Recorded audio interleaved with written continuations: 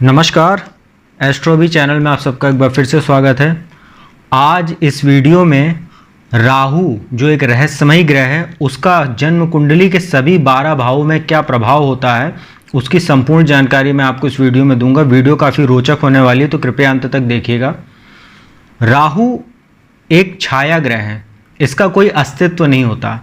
राहु तामसी ग्रह है, यह एक मायावी ग्रह है, बहरूपिया है। यदि राहु के बारे में आप जानते होंगे, संक्षिप्त परिचय मैं आपको पहले दे देता हूँ। राहु एक मायावी ग्रह है। जब समुद्र मंथन हो रहा था तो अमृत पीने के लिए इस राक्षस ने, राहु ने अपना रूप बदलकर देवता बन गया था और देवताओं की श्रेणी में बैठ गया था। जहाँ पर जब सूर्य और चंद्रमा को इसके बारे में पता चला तो उन्होंने भगवान विष्णु को बताया, जो मोहिनी रूप धारण किए हुए थे, और भगवान विष्णु ने अपने सुदर्शन से इसका सिर काट दिया था और तब तक इसने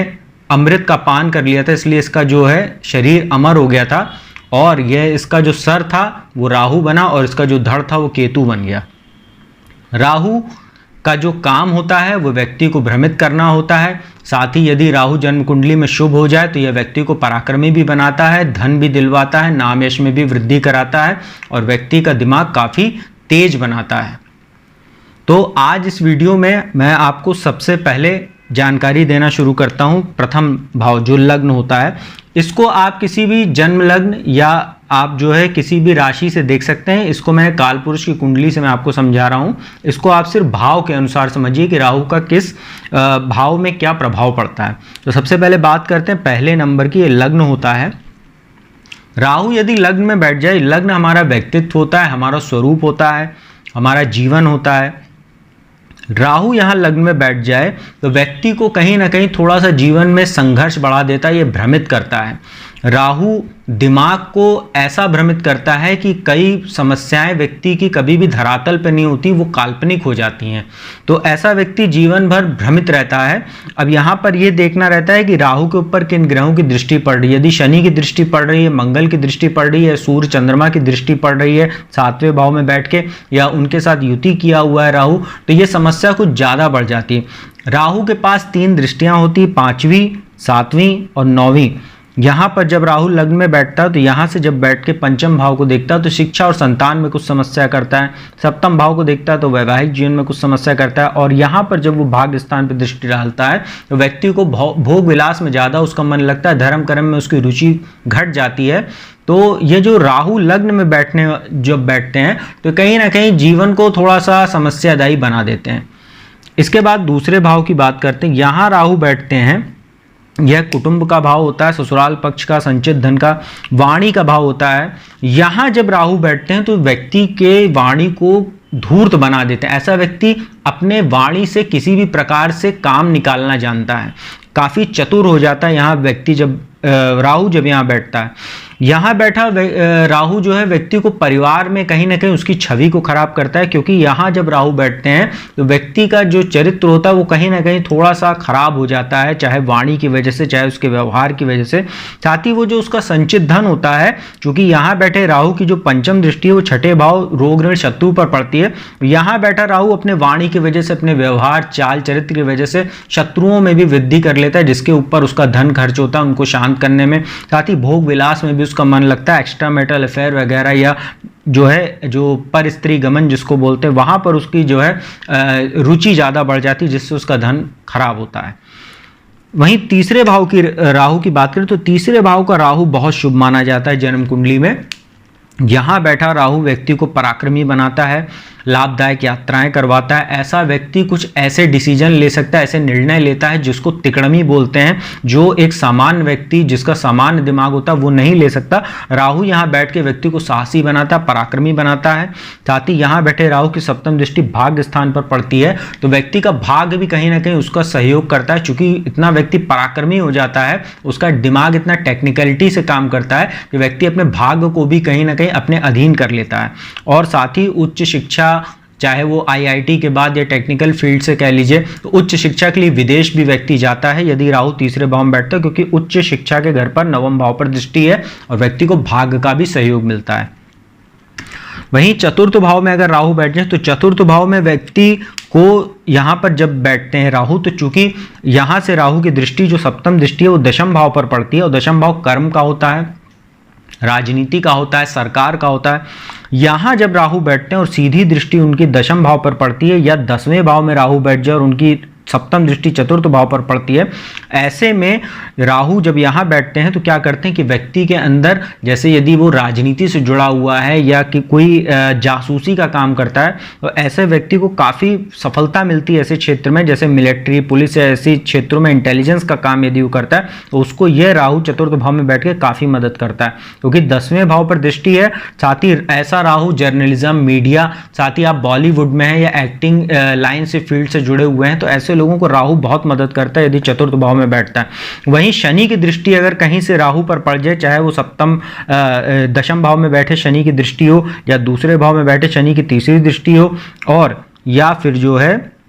सप्तम भाव में बैठे शनि की 10वीं दृष्टि पड़ जाए, तो ऐसा व्यक्ति भूमि, भवन, वाहन भी बहुत अर्जित करता है अपने जीवन में। और यहाँ बैठा राहु एक समस्या जरूर देता है कि आपका थोड़ा सा स्वास्थ्य प्रभावित करता है, साथ ही माता का स्वास्थ्य प्रभावित करता है, उनके साथ संबंधों को खराब करता है, परंतु भूमि, भवन, वाहन की आपको जीवन में जरूर प्राप्ति कराता है। स्व अर्जित आय आपकी रहती है, साथ ही आपके कार्य क्षेत्र में आपको एक विशिष्ट उपलब्धि भी राहु दिलवाता है। 5वें भाव की बात करें, राहु जब 5वें भाव में बैठते हैं तो राहु का चूंकि पंचम भाव बुद्धि का घर है, शिक्षा का, संतान का घर होता है, अचानक धन लाभ यहाँ से देखा जाता है, दैनिक आमदनी देखा जाता है। यहाँ जब राहु बैठते हैं तो यहाँ पर यह देखना पड़ता है कि राहु के ऊपर किन ग्रहों की दृष्टि पड़ रही, साथ ही किन भावों से, किन ग्रहों के साथ उनने युति की हुई है, क्योंकि यहाँ जब राहु अकेले बैठेंगे तो जाहिर तौर पर व्यक्ति की बुद्धि को भ्रमित करेंगे, शिक्षा में उसका मन कम लगेगा, बेकार की चीज़ों में उसका मन ज़्यादा लगेगा, क्योंकि जुआ, सट्टा, शेयर, लॉटरी के कारक होते हैं राहु, और उनकी यहाँ से जो सप्तम दृष्टि पड़ती है तो एकादश भाव पर पड़ती है, तो व्यक्ति का जो पूरा जो विचार सोच होती है वो शिक्षा से हटकर उसका दिमाग ऐसा चलता है कि जल्द से जल्द पैसा कैसे कमाया जाए, तो वो जुआ, सट्टा, शेयर, लॉटरी में धन निवेश करने की ओर उसका दिमाग जो है रुझान ज्यादा जाता है। संतान उत्पत्ति में यहां राहु बाधा उत्पन्न करते हैं, खास तौर पे मिसकैरेज वगैरह कराते हैं, और यदि मंगल की दृष्टि यहां पड़ जाए राहु के ऊपर कहीं से तो ज्यादा समस्या पैदा करते हैं संतान उत्पत्ति में, और संतान उत्पत्ति के बाद भी काफी संतान को समस्या होती है। राहु छठे भाव में बैठ जाएं तो तीसरे भाव की तरह छठे भाव में भी राहु काफी अच्छा परिणाम देते हैं। यहाँ शत्रुहंता योग बनाते हैं, हालांकि यहाँ शत्रुहंता योग तो बनाते हैं परंतु शत्रु ऐसा व्यक्ति खुद अपने चाल चरित्र व्यवहार से, अपनी वाणी से खुद बनाता है। मतलब ऐसा व्यक्ति जैसे कहते हैं आ बैल मुझे मार वाला काम करता है जीवन भर, तो शत्रु इसके होते भी हैं, शत्रुओं से ये भिड़ता भी है और शत्रु पर विजय भी प्राप्त करता है, उसकी वजह से अपना मानसिक तनाव भी बढ़ाता है, धन भी खर्च करता है, समय भी बर्बाद करता है। मामा और ननिहाल पक्ष से ये राहु जरूर संबंध यहाँ खराब करवाता है, और कर्ज वगैरह जीवन भर आदमी लेता रहता है अपने भोग विलास को पूरा करने के लिए, क्योंकि यहाँ बैठे राहु की जो सप्तम दृष्टि है वो द्वादश भाव पर पड़ती खर्च पर, तो बेवजह के कोर्ट कचहरी, वाद विवाद, अनावश्यक यात्राएं, उस पर ये राहु छठा भाव में बैठा खर्च कराता है यहाँ पर दृष्टि डालने की वजह से। सप्तम भाव में राहु जब बैठते हैं तो व्यक्ति को, यदि वो बिजनेस करता है, राहु के संबंधित कोई बिजनेस, जैसे दवाओं का बिजनेस कह लीजिए, फोटोग्राफी करता है या प्रिंटिंग प्रेस का काम है, या उसका जुआ, सट्टा, शेयर, लॉटरी से जुड़ा कोई काम है, या जैसे कह लीजिए शराब का, बियर बार का, या निचले स्तर के जितने काम होते हैं राहु उसमें उसका प्रभावी ग्रह है। यहाँ राहु जब बैठते हैं तो व्यक्ति का दिमाग इतना टेक्निकलिटी में चला जाता है कि वो कई तरह के जो है अपने कामों को बढ़ाने में, उसको आगे बढ़ाने में, विदेशों तक फैलाने में यहां बैठा राहु काफी फायदा देता है। क्योंकि यहां बैठे राहु की जो पंचम दृष्टि होती है 1, 2, 3, 4, 5 एकादश भाव पर पड़ती है लाभ के घर पे, तो जाहिर तौर पर व्यापार के घर में बैठे हैं तो वहां से लाभ जरूर कराएंगे पंचम दृष्टि से।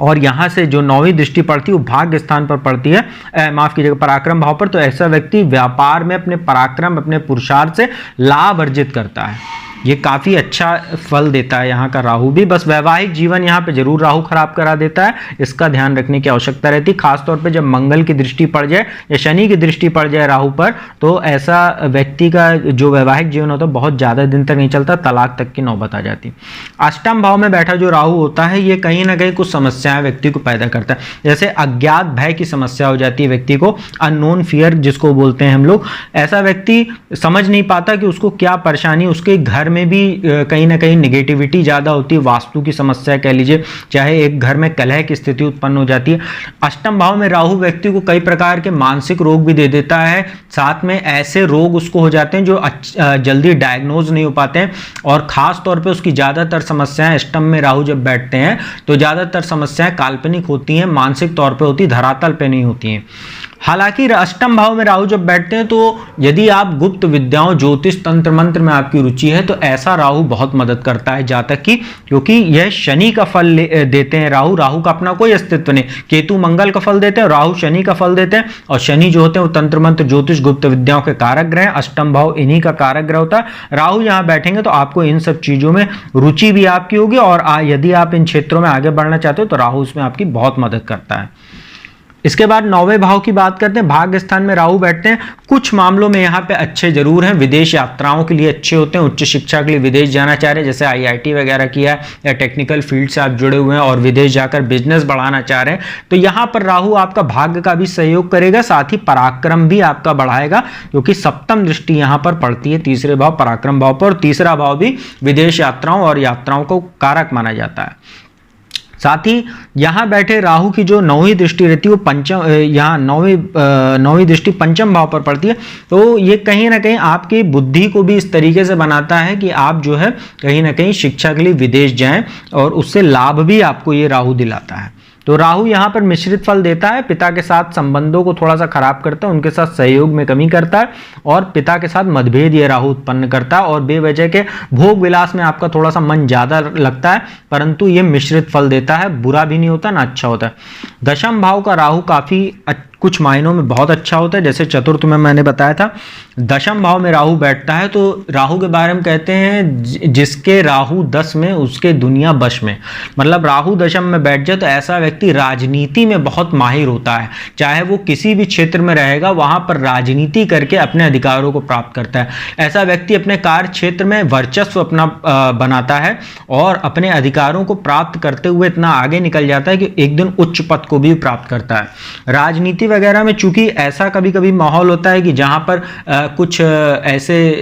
काम आ जाते हैं जहां पर कुछ जो सामान्य लोग नहीं कर पाते, वहां पर ऐसा व्यक्ति कहीं ना कहीं एक अलग अपनी छवि बनाता है और ऐसे ऐसे बड़े बड़े काम कर देता है जो एक सामान्य आदमी सोच भी नहीं सकता। राहु दशम भाव में बैठते हैं तो जैसा मैंने राहु के संबंध में कुछ काम बताए थे, जैसे जुआ, सट्टा, शेयर, लॉटरी या दवाओं का, मादक पदार्थों का सेवन, और यह राहु यहाँ पर यदि अशुभ हो जाए तो ऐसा व्यक्ति ऐसे काम करता है जो अपराधी प्रवृत्ति का काम होता है, जैसे नशीली दवाओं का, जैसे ड्रग्स का व्यापार करना, असलहों का व्यापार करना, बम बारूद का जो है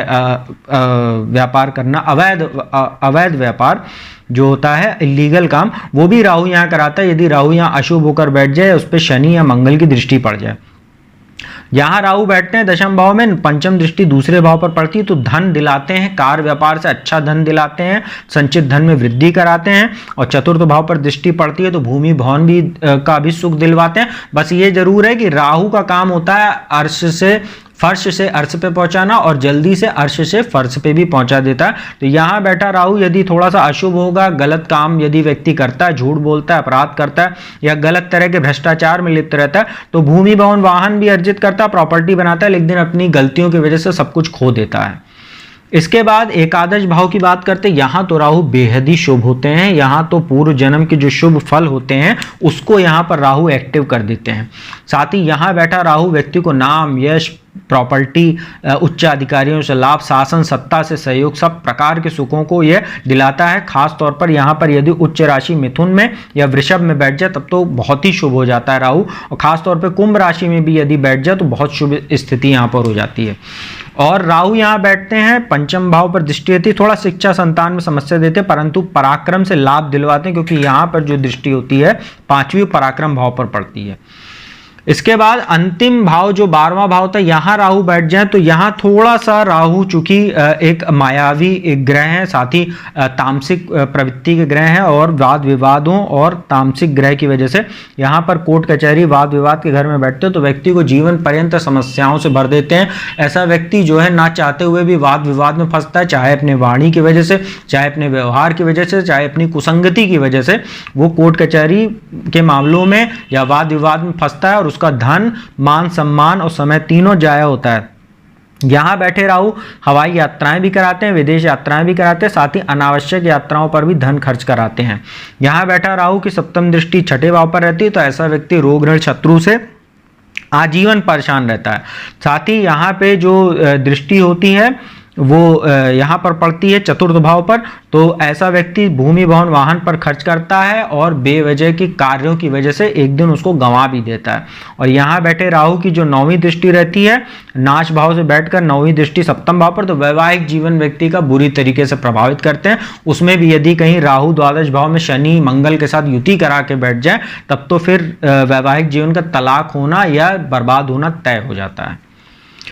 तो मित्रों ये था 12 भावों में राहु का क्या प्रभाव पड़ता है, उसकी मैंने आपको विस्तार से जानकारी दी है। राहु के अशुभ प्रभावों को कम करने के लिए राहु का मंत्र ओम रांग राहवे नमः, इस मंत्र का आप 108 बार जाप कीजिए प्रतिदिन, या हर शनिवार को 108 बार रुद्राक्ष की माला से, और जितनी हो सके भगवान शिव की पूजा उपासना किया कीजिए, तो राहु स्वतः ही शांत हो जाते हैं यदि अशुभ हैं तो उम्मीद करता हूं वीडियो आपको अच्छी लगी होगी। यदि वीडियो अच्छी लगी तो चैनल को सब्सक्राइब कर दीजिएगा, बगल में बेल आइकन का बटन उसको प्रेस कर दीजिएगा, साथ ही वीडियो पर कमेंट कर दीजिएगा। और यदि कोई भी जातक मुझसे कुंडली विश्लेषण कराना चाहता है तो मेरा नंबर डिस्क्रिप्शन में और स्क्रीन पर भी आपको दिख रहा होगा वीडियो में, इस पर आप संपर्क करके आप फीस जमा करा सकते हैं और अपॉइंटमेंट लेकर घर बैठे कुंडली विश्लेषण का लाभ प्राप्त कर सकते हैं। तो अब मैं अपने वाणी को यहीं विराम देता हूं, जल्दी आपको किसी नई वीडियो में मिलूंगा नए विषय के साथ। ओम नमः शिवाय।